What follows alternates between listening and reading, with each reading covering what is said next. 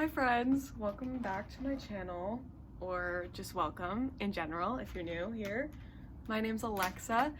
Today I am going to talk a little bit about how to read more. So I've seen a lot of my favorite YouTubers make videos like this, and I honestly felt like it was something I would never really make or, I don't know, talk about, because I just feel like everyone's different, and the idea of like reading more just kind of feels like there's some pressure to it. But because of that, I feel like I actually have a lot of advice to give, and it just got me thinking about what I think is personally really helpful for me and what has helped me, and I wanted to share a little. So I wrote down some tips. I have about 12-ish. Some of them kind of blend together, so we'll see how this goes. I'm going to color because I thought that would be fun, and I have the attention span of a goldfish. So I think I'm gonna color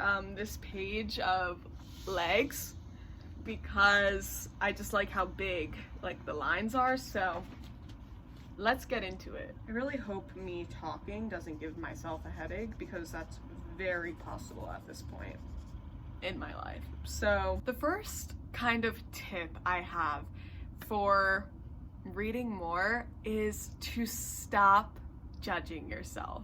I think this is extremely crucial. For me personally, I've been a reader all my life, but I haven't been an avid reader as an adult until about a year and a half ago. And what really helped me personally was I just was really committed to stop judging myself as I was reading, because I just had a hard time reading. I haven't read in a while at that point.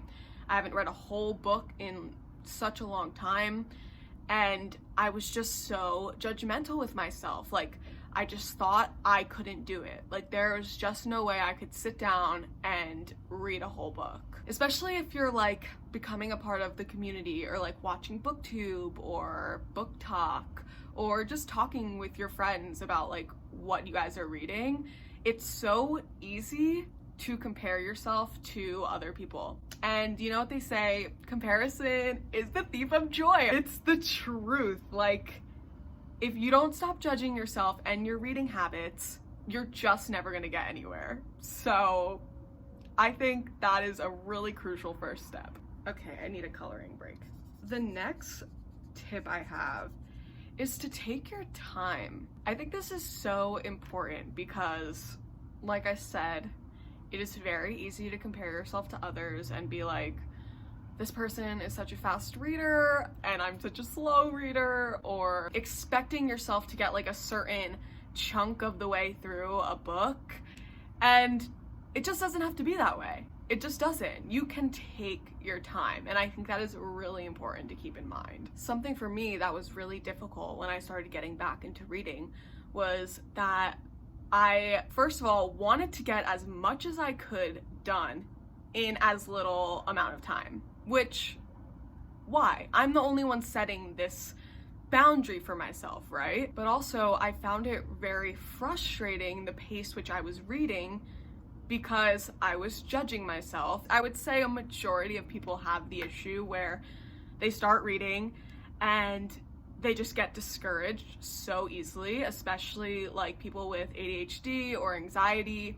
Like, you just start reading and then you're like, oh, what did I read? And then you kind of give up, you know? I totally understand that. And I feel like something that really helped me was taking my time and telling myself and reassuring myself that there's no one setting this time frame or time limit for myself other than myself. This is what my coloring looks like so far. Really good stuff, really impressive. I just realized, why did I make the shoes the same color? They're wearing the same shoes. That's embarrassing. Another tip that I found really helpful when I first started kind of getting back into reading was to set a timer for how long you want to read. I found this helpful because it wasn't necessarily setting a page limit, but it still was like some form of discipline, you know? And so it made it a lot easier for me to feel like I accomplished some goal I was setting that also wasn't too, like, I don't know, restrictive and like made me feel like I couldn't reach it. A lot of the time I would just set like a 10-minute timer and just do 10 minutes. I also would maybe suggest even doing like a 20-minute timer if you know you're the type of person who needs to take breaks. I find it really useful to implement breaks, which is another one of my tips, but I'll get there in a minute. Setting a timer was definitely something that helped form a habit, because I feel like that's the hardest thing when you want to get back into reading. I feel like it's not like always obvious that when you want to begin a habit, you want to start reading again and like start getting into something, it takes practice. Like, it, just like anything else, it takes practice. The next tip I have is to make time to read. This is also very crucial in my opinion. So originally I started reading for about 10 minutes every day. That's also, I feel like, very important if like you're trying to form a habit, is to do it every day, or,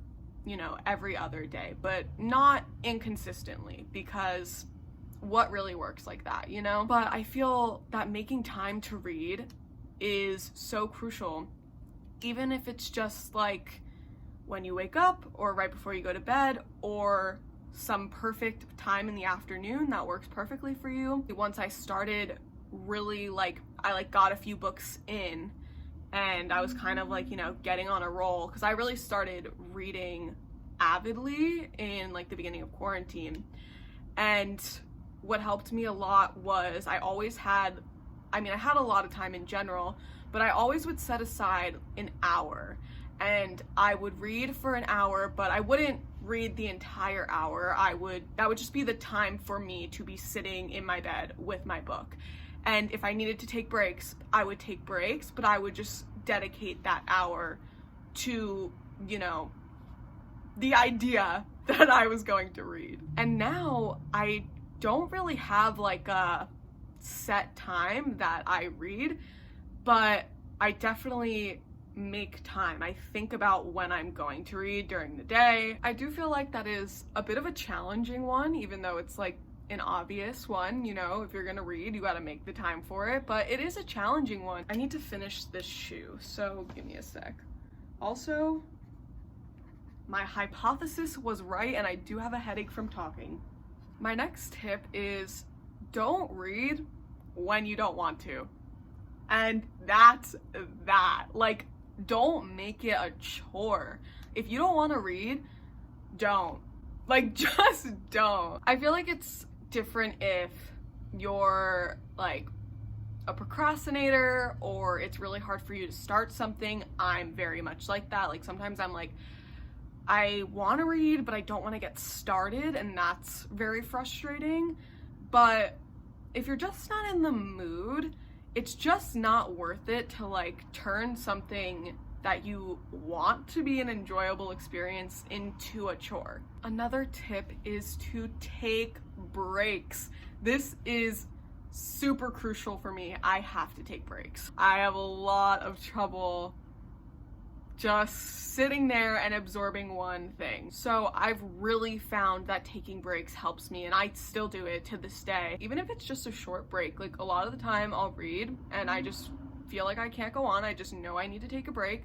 So I just put the book down for a second and I'll go on my phone. And a lot of the time I don't even need to take that long of a break. I just need a break. Like, sometimes it's just like literally a minute, but it's a break, it's a breather. And if you need to take a break, just take one. Like, no one's forcing you to like keep going. Like, you can take breaks, and it makes it a lot more bearable, at least for me. So the next tip I have is to reread a childhood favorite. I remember hearing this from someone and I was like, oh my god, that's so smart. I think what's so great about this idea of like, you know, if you're trying to get back into reading and, you know, going and rereading a childhood favorite it really reminds you why you liked reading in the first place and why you fell in love with it. It just really reminds you that this isn't just something you have to do for like school or something. Like that was something I had trouble with for a long time. Another tip of mine is to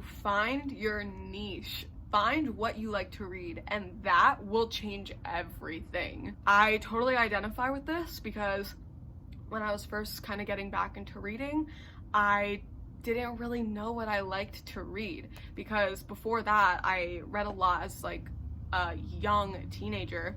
So I was reading a lot of young adult that I really wouldn't be interested in at this point in my life. And now that I know what I like contemporary fiction, I love romances, I like thrillers and like horror stuff. Now I find it a lot easier to read than I did at that point because I'm reading things I know I will like. My next tip is to find a system that works for you. When I first kind of got into the flow of reading again, I definitely found it intimidating to start new books. I still do. So I found that it would help me when I like finished a book to read like a shorter book after. Like if I'm reading like a novel, afterwards I would read like a graphic novel or a poetry book. Now I'm so used to my reading pattern that the system is really easy and comes really naturally to me. I'm so much less overwhelmed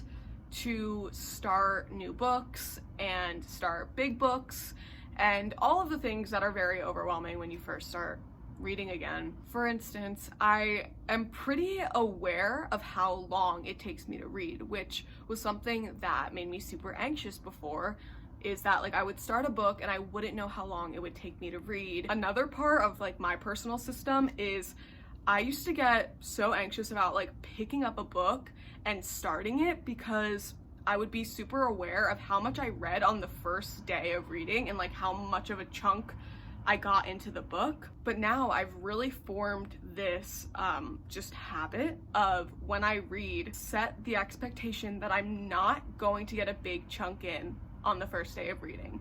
And that is something I'm really strict about with myself because it's something I work myself up about, and I know it's not worth it. I've gotten so good at just not having that expectation and knowing that the first day I'm reading a book, I'm not getting that far into it. It also really helps me knowing that I'm not going to start the book and get a big chunk in, and seeing that even though I only read a little bit, every day it adds up. I'm gonna take a coloring break. BRB. Burb. Okay, my last tip, which is probably a bit controversial since we're on like BookTube here, but fuck a TBR. I said it there. I personally don't like TBRs. It's not that I don't think they're fun or anything. I really love watching other people's TBRs, and I know a lot of people don't strictly stick to their TBRs. Like they'll make a loose TBR that's like, 12 books, but they'll only read like 5. But it's just like the idea of like a list of books that you're gonna get to. But for me, I don't know, something about me and a TBR just like seems like a toxic relationship. Like I'm gonna be honest. I really like and enjoy like, I don't know, the moments after or right before I'm about to finish a book and I'm like thinking about what I'm gonna read next, or I have like 2 or 3 books that I'm thinking about picking up next. I just feel like for me, having a TBR feels like I'm setting a goal that I'm gonna feel obligated to accomplish. And for me, I've really had to distance myself from like, I don't know, setting these unrealistic goals for myself when it comes to reading. So personally, I'm not into TBRs. I don't want to do it. I feel like it would just create, I don't know, something negative between my relationship with reading. If setting goals helps you and you really like TBRs, then, forget what I said and do the complete opposite. Like if setting goals helps, that's awesome. But for me, I find that like setting goals really makes it almost feel that much more unattainable. I actually do have one more tip, which was to enjoy the journey, because you will get there eventually. And I think that's just something that's really important to keep in mind. It's not impossible. It's really not impossible. I find reading now so easy because I'm like, okay, when I think about it, all I'm doing is sitting there. Like, all I'm doing is sitting there reading and like comprehending and imagining. You know what I'm saying? It's like, if you can read, it is possible. There's just, you know, your own personal challenges that you have to overcome, but it's possible. And I feel like that's something that I felt like wasn't true for a long time. I mean, I had like a 3-year reading slump. For a long time, I thought reading was impossible for me. It was so hard. But yeah, I hope that makes sense, and I hope that helped whatsoever. I feel like because I've experienced a lot of trouble and a lot of back and forth with reading, that I kind of have a little bit of insight. So I really hope this did help and that you got some advice, and that, I don't know, you feel a little more confident that you can read. You can read. If you can read, you can read. I mean, it's really encouraging when you think about it like that. Like, even if you're having trouble, you can teach yourself how to read again. You can. It is possible. I feel like this video is less of how to read more and just how to read without judging yourself. You know, it's just how to read. You know, this is a how to read tutorial, so you're welcome. Anyway, I hope you're encouraged to read some more, to take the steps necessary for you to get back into the swing of things if that's the place you're in right now. I totally get it, but it's possible. You will get there. Just take your time and do what works best for you. That's all you can do. So thanks so much for hanging out with me and listening to me and watching me color these legs. So anyway, thanks a lot, guys. I'll see you guys in my next video. Bye!